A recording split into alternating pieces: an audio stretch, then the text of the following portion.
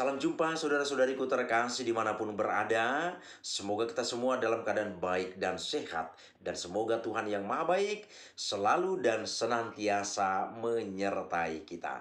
Saudara-saudari, sesi ini saya mengajak kita untuk melihat satu pertanyaan yang sangat penting dalam kehidupan beriman kita. Pertanyaannya demikian. Apakah orang Katolik menyembah patung? Dan jika ya, ini berarti orang-orang Katolik itu tidak waras. Saudara dan saudariku terkasih, kemanapun kita pergi atau tempat di mana kita berada, misalnya kita mendatangi sebuah gereja Katolik, kita akan menemukan di sana ada banyak patung. Ini fenomena yang jelas kita lihat ketika kita berada di sebuah gereja Katolik. Ada patung, misalnya patung Yesus, kemudian patung Bunda Maria, patung Santo Yusuf, kemudian ada patung orang-orang kudus. Ini saudara-saudari pasti akan kita temukan ketika kita berada di sebuah gereja Katolik. Saudara dan saudariku terkasih, karena ada banyak patung ini yang kita temukan tentunya dalam gereja Katolik, maka ada banyak anggapan atau asumsi datang dari luar gereja Katolik. Ada yang mengatakan bahwa orang-orang Katolik menyembah patung. Ada yang mengatakan bahwa orang-orang Katolik itu menyembah berhala dan lain sebagainya. Tuduhan-tuduhan ini sering diterima atau dialami oleh pihak gereja Katolik. Dan hal ini tentunya datang dari luar orang-orang Katolik.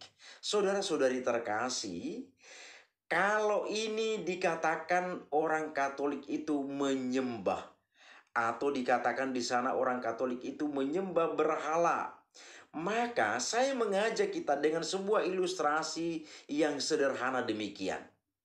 Ketika sang saka merah putih atau bendera merah putih dikibarkan, dan saat itu kita bernyanyi lagu Indonesia Raya, kita langsung memberikan sebuah sikap hormat yang penuh kepada sang saka merah putih atau bendera merah putih. Apakah pada saat ini kita menyembah berhala kepada bendera yang adalah benda mati itu? Ini sebuah ilustrasi yang sederhana. Apakah di sini kita menyembah berhala atau kita memberikan penghormatan?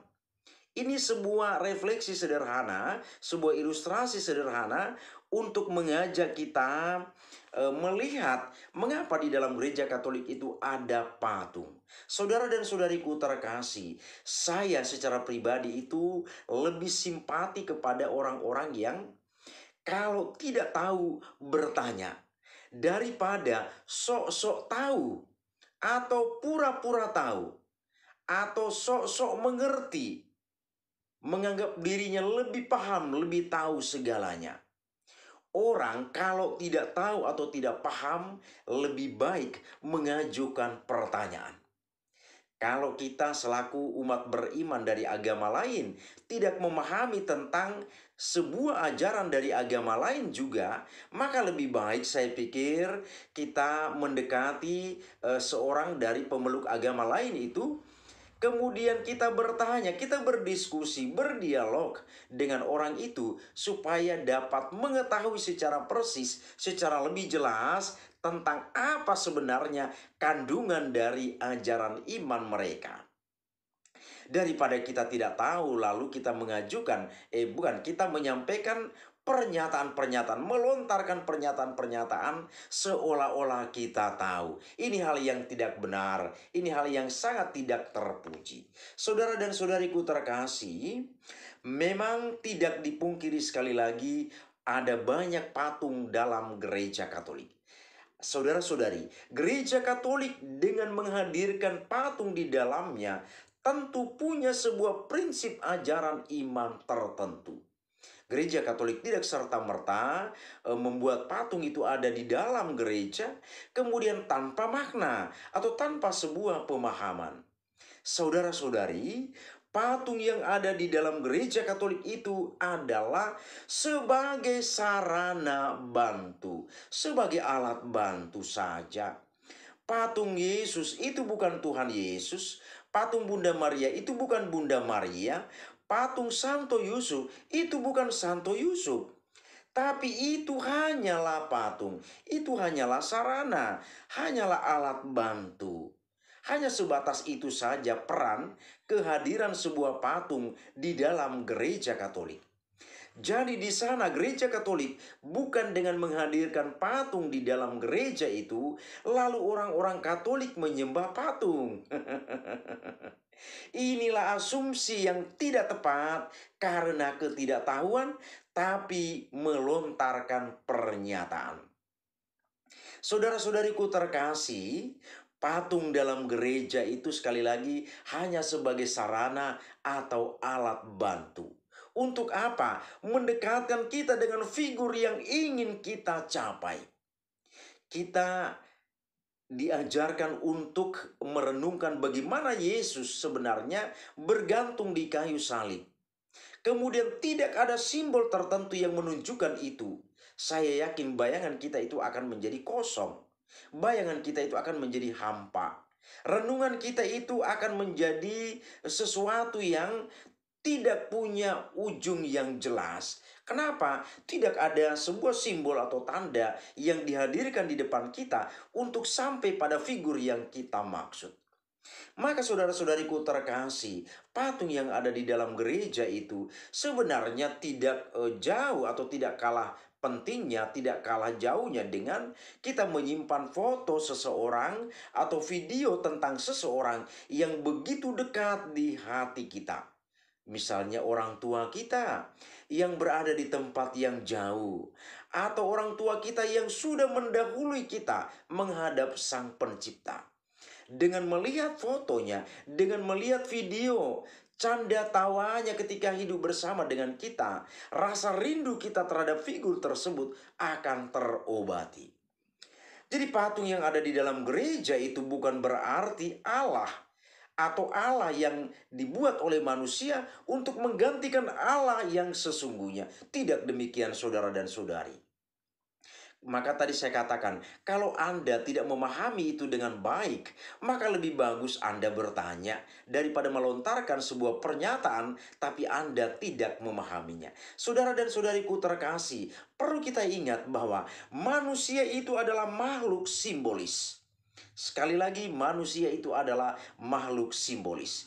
Dia membutuhkan simbol atau tanda tertentu untuk membantunya memahami atau supaya bisa menghayati sesuatu dengan baik dan benar.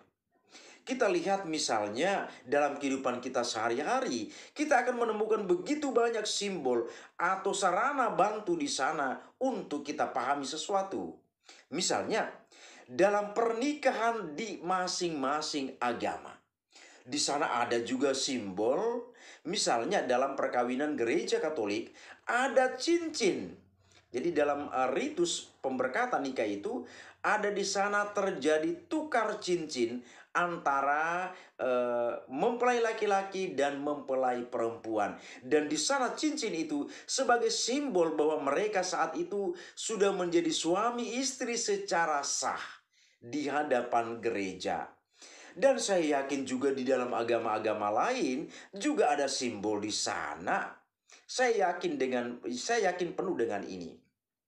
Hanya saja kita tidak memahami itu dengan baik dan benar, akhirnya kita membuat tuduhan terhadap gereja Katolik. Nah, selain agama, kita juga akan bertemu dengan ini dalam budaya-budaya kita. Saya yakin ini, saya yakin. Saya ingat kalau dalam satu budaya di Nusa Tenggara Timur, kalau orang NTT di sana itu bicara tentang adat perkawinan. Maka setelah mendapat kata sepakat, orang ini membuktikan atau menunjukkannya dengan bersama-sama makan sirip pinang. Ini sebuah simbol, ini sebuah tanda, dan ini menjadi sebuah kekayaan dalam budaya. Dan saya yakin sekali lagi, di tempat yang lain dalam konteks budaya, pasti akan banyak hal kita lihat, kita temukan di sana. Tapi sekali lagi, kita tidak memaknai itu dengan baik, maka kita bisa membuat tuduhan terhadap orang lain, teristimewa di sini terhadap gereja Katolik. Kemudian saudara-saudariku terkasih, dalam kehidupan berbangsa dan bernegara, kita lihat di sana ada burung Garuda sebagai simbol. Ini juga alat bantu, ini juga sarana. Kemudian kita lihat ada bendera merah putih. Itu simbol saudara dan saudariku terkasih. Kalau tadi kita mengatakan gereja Katolik menyembah patung karena banyak patung di dalam gereja, maka tadi saya coba memberikan sebuah refleksi bagi kita. Apakah ketika bendera merah putih dikibarkan dan kita memberikan penghormatan seperti ini, apakah saat itu kita menyembah benda mati itu?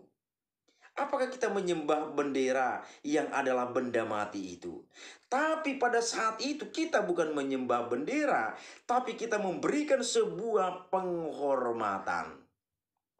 Demikian juga dalam gereja Katolik, patung-patung yang ada di dalam itu bukan Yesus, bukan Maria, dan bukan Orang Kudus yang dimaksud, tapi itu hanyalah sarana bantu. Jika patung itu dihancurkan, silakan saja. Karena yang dihancurkan bukan Yesus, tapi patung. Maka di sana saudara-saudariku terkasih, dengan adanya patung di dalam gereja, saya buat contoh. Orang berdoa di depan patung Bunda Maria. Di sana pada saat itu orang bukan menyembah patung yang ada di hadapannya, tapi melihat patung Bunda Maria itu sebagai alat bantu untuk menghadirkan figur Bunda Maria yang dicintai dan dihormati oleh umat beriman Katolik.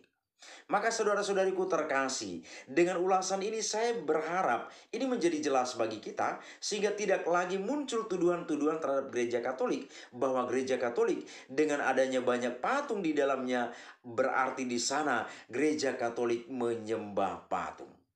Demikianlah saudara-saudariku terkasih sedikit ulasan atas pertanyaan ini. Semoga bermanfaat bagi kita. Terima kasih, Tuhan memberkati.